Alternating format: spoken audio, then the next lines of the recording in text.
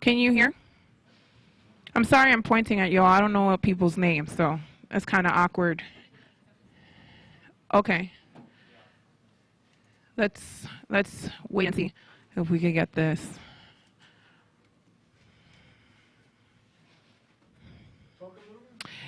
Mic check 1 2 3 1 2 3.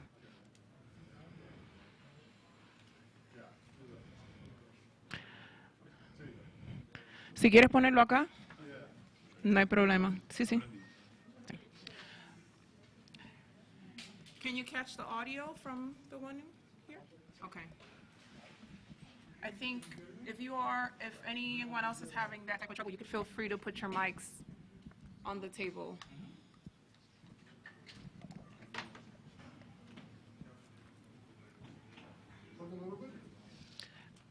Una, dos, tres. Can you hear it? Yeah. Cool.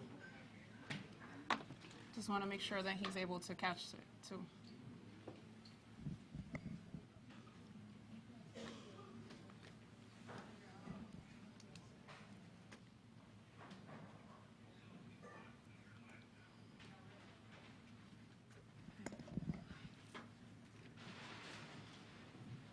Oh, this was a fancy one. It has a little stand and everything. Mm-hmm.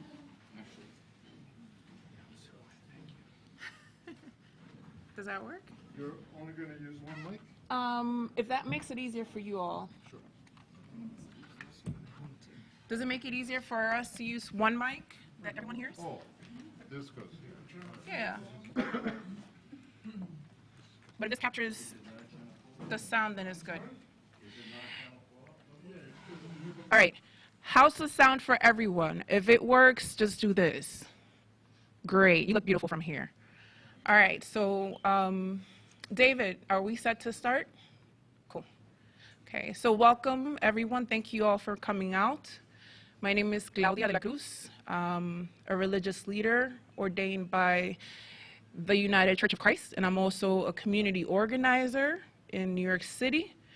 And I am joined by community leaders, religious leaders, anti-war organizers to make a stand around what is currently happening in Venezuela. We're here advocating for peaceful dialogue. We are here saying no to U.S. intervention, or any intervention at that.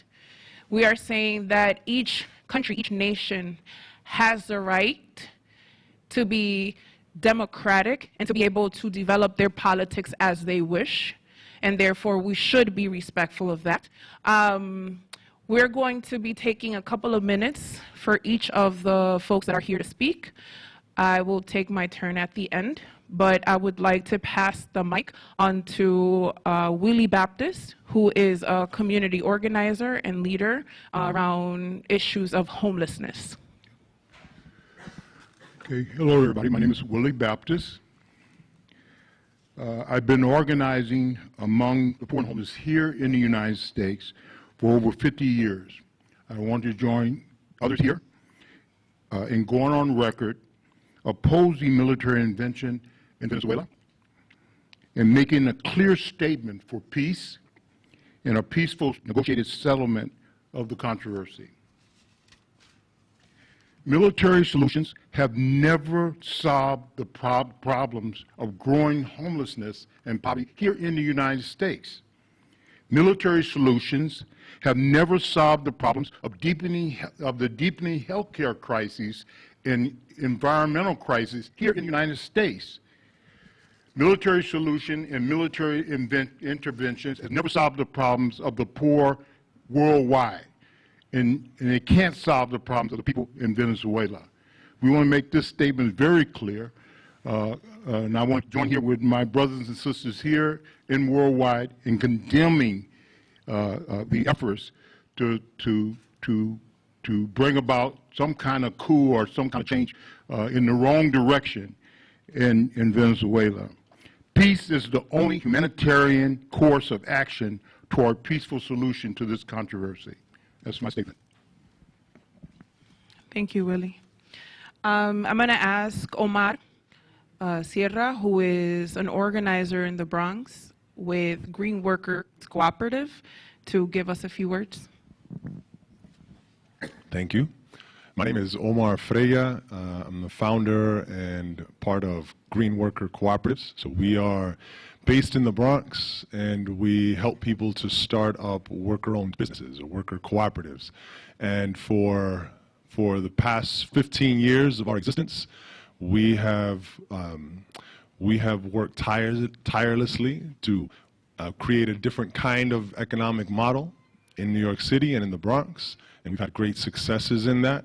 We have been since 2005, when former President Hugo Chavez came to New York and came to the Bronx, and we had the opportunity to spend time with him.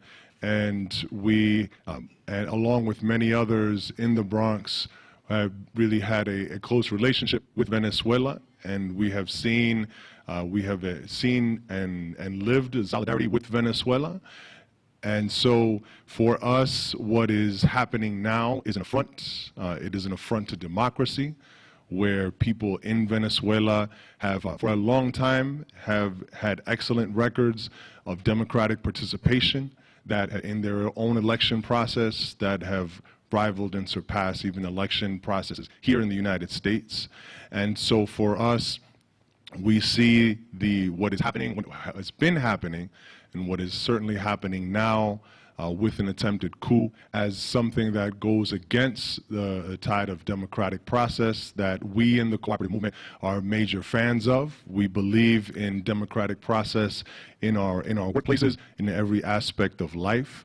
And so to see what is taking place now is something that that those of us, many in the United States, have turned a blind eye to and have bought the line of a right-wing government here in the United States is an affront to democracy. Let the people of Venezuela decide to determine their own fate in every aspect of life, and that is something that we abide by. We want to see happen. We want to see more of it here in the United States, and certainly we do not believe that that any government has the right to intervene in the processes of any other government. And so the people of Venezuela should be able to determine their own fate as it stands. Gracias, Omar. Next, we'll hear from Reverend Listio Harris, who is a Presbyterian minister and also a community leader. I want to start with some words from the prophet Jeremiah. This is what the Lord says. Do what is just and right. Rescue from the hand of the oppressor the one who has been robbed. Do no wrong or violence to the foreigner, the children, or the widow, and do not shed innocent blood in this place. The prophet Jeremiah is clear. No more war. No more military intervention. No more sanctions. We must end poverty. We must promote peace. We must stand for democracy and national sovereignty. Intervention, militarism, violence are never the solution. But what Venezuela needs, what this world needs, is dialogue. War is costly. Intervention is costly. The U.S. spends 53 cents of every discretionary dollar on the military, but less than 15 cents on healthcare, education, and anti-poverty programs combined. Indeed, in the words of the Reverend Dr. Martin Luther King Jr., bombs dropped on the poor of other countries explode on the poor at home. So as a Christian minister, as a U.S. citizen, as a mother and a daughter, I say no more violence. If Trump and the United States wants to do something to relieve the suffering of the Venezuelan people, They should immediately lift the crippling sanctions placed on the country, which have greatly exacerbated shortages of food, medicine, and other essential goods. The United Nations Human Rights Council has condemned those sanctions, impacting more than 40,000 people. They refer to them as unilateral coercive measures and consider them illegal under international law, disproportionately harming the poor. No intervention. Peace is the only solution. Thank you, Liz. Up next, we have Brittany De Barros, who's part of About Face. My name is Brittany Ramos De Barros. I'm currently an Army Psychological Operations Officer. Today, I speak as a member of About Face Veterans Against the War. I am a veteran of the war in Afghanistan, another war that we sold to the American people as for the liberation and benefit of the Afghan people and for the safety of American people here. A war that is ongoing, a war that has seen tens of thousands of dead Afghan men, women, children, and the like.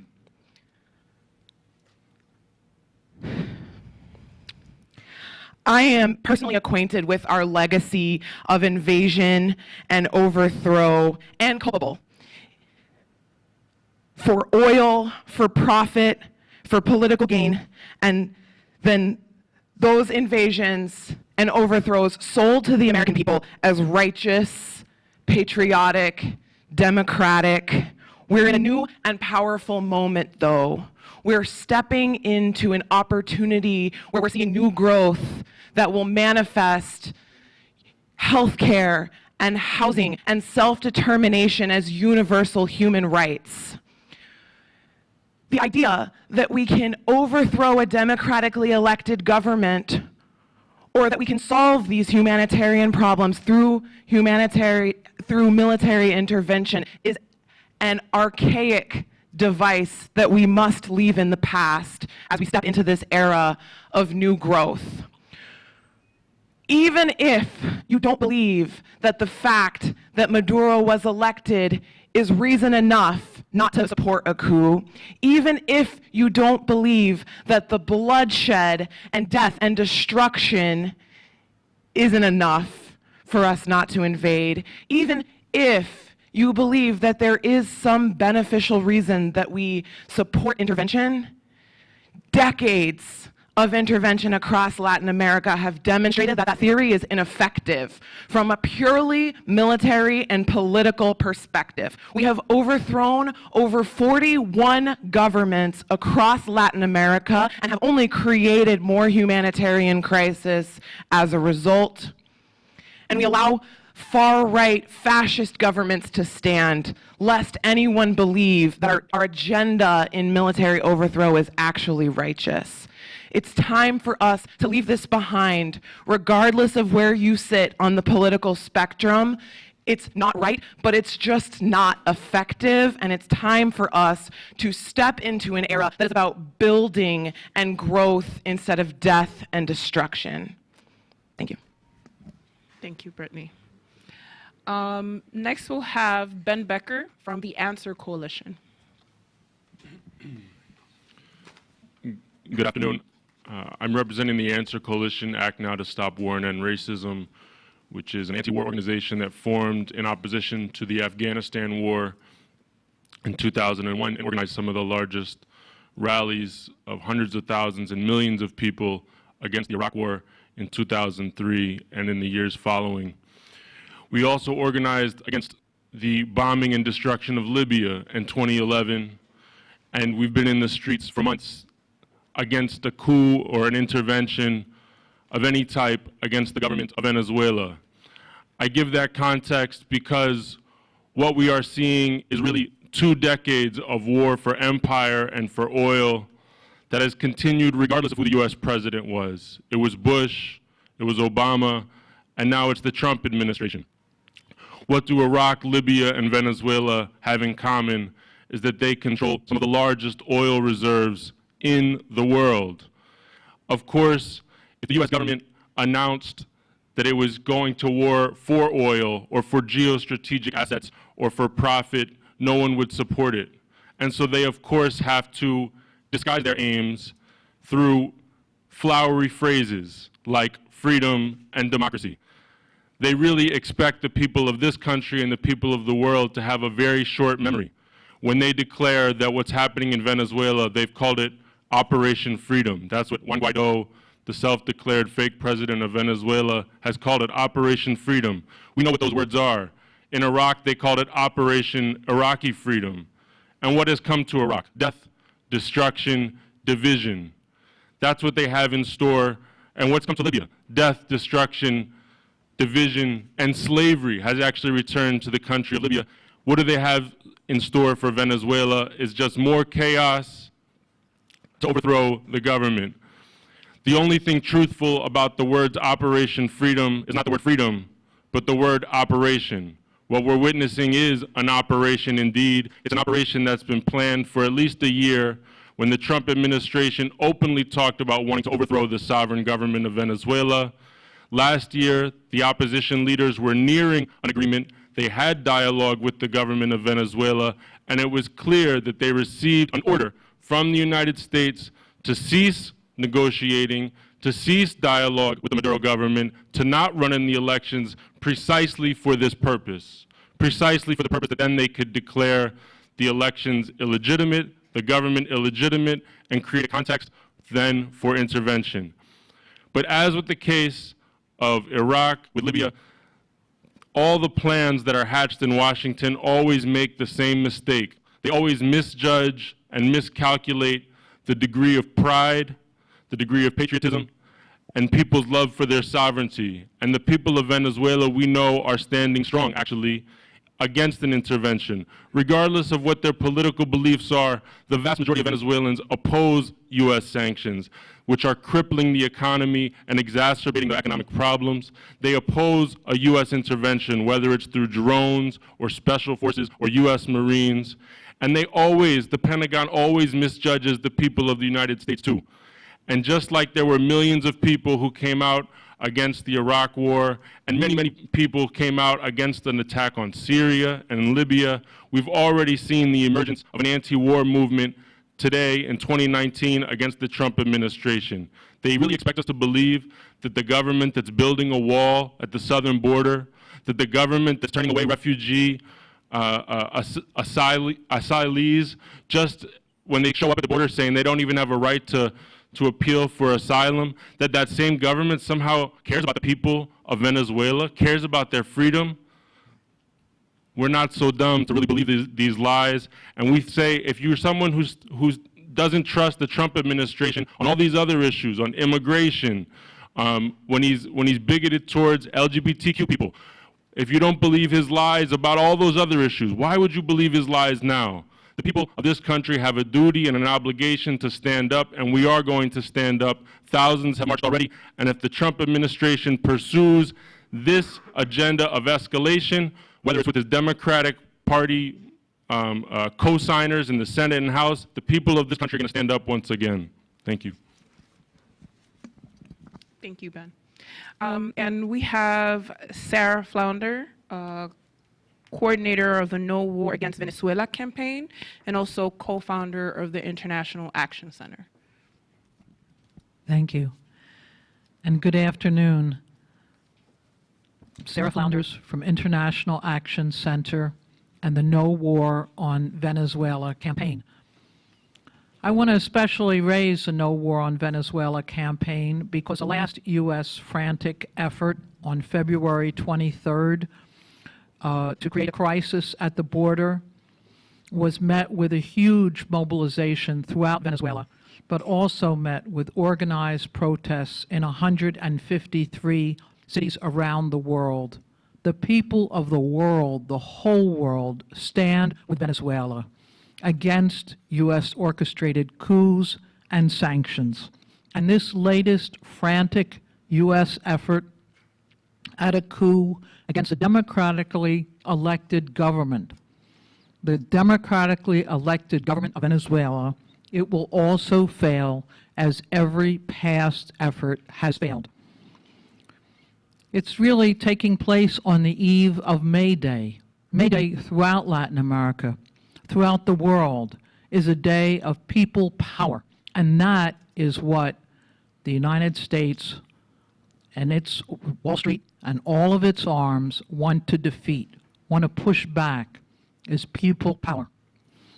I was very moved in my recent visit to Venezuela to see a mobilization on a huge scale of people organized, resisting and building a new life in people's councils, in communes, in a 2 million strong militia, in an armed force that is patriotic to the goals of democracy and a new future. All of this can't be defeated by a small grouping. And we have seen a level of resistance to U.S. endless wars. We're very confident in the ability of the people of Venezuela to resist the onerous starvation sanctions that are being imposed, the theft, the looting, really piracy of their resources, of their money on every level. We call for respect for the democratic processes in Venezuela, respect for the people of Venezuela, their ability to decide their own destiny and future. Venezuela needs peace. They need control of their resources. They need an end to the sanctions. We also, just to add, that the latest U.S. effort and every effort, these starvation sanctions, all of this is a violation of the UN Charter, of international law, of U.S. laws. It absolutely is brigandage, piracy on an international level without any basis. And the people of the world stand with Venezuela today and with a future without endless war. Thank you. So, as you all could hear from our speakers, we are also denouncing, like Ben said, decades of different forms of intervention and attacks against Venezuela. We know that the sanctions, when we talk about sanctions, we hear the word and it's very empty, but it's not empty to the folks that are suffering from those sanctions. We're talking about the human loss and the cost of sanctions. We're talking about 40,000 folks at least that have died based on those sanctions that the U.S. has imposed on Venezuela. We're talking about a media blockade, being able to only listen to the side of the elite that have capitalist interests in Venezuela. We don't hear the voices of the people in Venezuela who are defending the Venezuelan process and democracy. People who right now are in crowds in Caracas, making sure that the opposition doesn't take over their palace. We know that historically in Latin America, we've had cases of military intervention that have caused exiles, deaths, forced migration, economic unrest. Historically, we have Chile in 1973. We have the Dominican Republic in 1965. So there's history. And we are advocating and asking for the American people to become aware of that history because we have a responsibility. We have 1968 in Vietnam, and I will bring forth the words of Muhammad Ali when he was asked to be drafted. He said, "What have the Viet Cong done to me? What has Venezuela done to any of us?" And we know that we have a housing crisis in the United States. We know that we have lack of access to health care in the United States. We know that unemployment is increasing in the United States. And so we need to be cautious of who is creating that for us in the United States, which are the same folks that are trying to create the unrest in Venezuela. We say, hands off Venezuela. We are against the sanctions. We are for peaceful dialogue. because we understand that that is the only way. And so we will open the space for some questions from y'all. Are any of you from Venezuela, or do you have family there currently? I was just curious. Well, I was in Venezuela. I've been in Venezuela several times. The last time I was in Venezuela, I was there for a couple of weeks. And so I could speak to that if that's your. So they might not be my blood relatives, but I do have friends and family that are in Venezuela. Yes, so could you speak to that? I mean, have you been in contact with them today or yesterday or with everything going on? Some of our friends in Venezuela are saying that what is happening is also part of the media blockade. So there's a lot that has happened in Venezuela based on social media. So the use of Twitter to present a reality that is false. Most of the streets in Caracas, if not all the streets in Caracas, are calm right now. But what we hear in the mainstream media is that there's a civil war that's happening. And I know, Ben, you could talk a little bit. You were? Yeah, I mean, our friends and the people we're following in Venezuela are also saying that there's a great degree of calm in Venezuela through most of the cities. And, you know, of course, it's not as sensational to take video of calm streets. You take video of the couple hundred people throwing rocks. But, you know, I do think it's also important that often, sometimes anti-war activists get asked, but you're not Venezuelan, so you don't have the right to speak on this.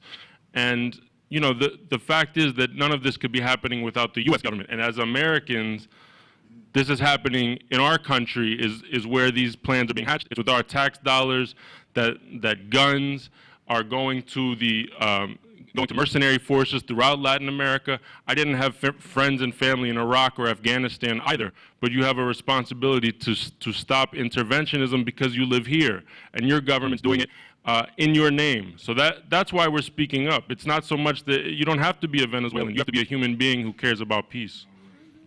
What's happening in Venezuela right now? How do you guys get the flow of information? Do you want to answer? Yeah, right now in Caracas, from video feeds that I've seen, there is a huge mobilization, very, very strong, in front of the presidential palace. I mean, people are out in the tens and tens of thousands to defend and protect their government, and there are mobilizations taking place across the country, orderly, organized mobilizations. And these are organized from the community councils on down. It really is quite a phenomenon, and it's not shown in the media here, but it's very visible to anyone who's on social media. You can see images, pictures of these major mobilizations. People responded immediately to this latest frantic effort. Also, I want to reemphasize what Brittany mentioned earlier. Like, if it's not even the human relation with the folks in Venezuela, it's also our own livelihood that's at stake here, because the money that does not go to our communities go to wars that are waged against poor people across the world. And so that alone should be a motivation for us to be able to stand against war. What can people do here? People from Venezuela, or what can people do to help? I mean, Anybody want? Okay. I just want to bring to everyone's attention what is being done right now in Washington, D.C., where the Venezuelan embassy is under attack by extreme right-wing groups that are trying to take it over. This is the property of the democratically elected government of Venezuela, and it is being protected by a very strong force of solidarity activists and supporters, and they're calling on other people to join them in the support, because right now they do face a real attack from the right wing. That's the kind of people's effort here, along with the demonstrations, along with this press conference today, speaking out, showing that there's deep opposition right here in the U.S. And that opposition actually will grow. I also want to say that tomorrow, as Sarah mentioned, is International Workers' Day, which is May Day. There are different marches that are being organized around the city. There's one in particular that is being organized in Wall Street. And it's important for us to make the connection of what financial capital means in this imperialist surge and building. And so if folks want to go out and protest and be part of that march and also connect with other organizations that are doing work around solidarity with Venezuela, again, our focal point is against intervention, pro-peace and dialogue, and defending the sovereignty and democracy of our comrades and family in Venezuela. Also, we're at the beginning of a very powerful election cycle. And for too long, our elected officials have been allowed to skate by without taking positions on interventionism, without taking positions on any foreign policy, let alone their belief system about when it is right to intervene and when it's not, and so forth. And it's time for us to make them take a position as candidates and as elected officials, push them to defend the efficacy of any military or federal agency mobilization as a supposed social solution. What I was saying earlier, we've overthrown over 41 nations, at least 41 nations, and for decades that was done in a clandestine way, right? Completely outside of the Constitution. And it's only through the sharing of documents, whistleblowers, and so forth that people finally even knew that happened.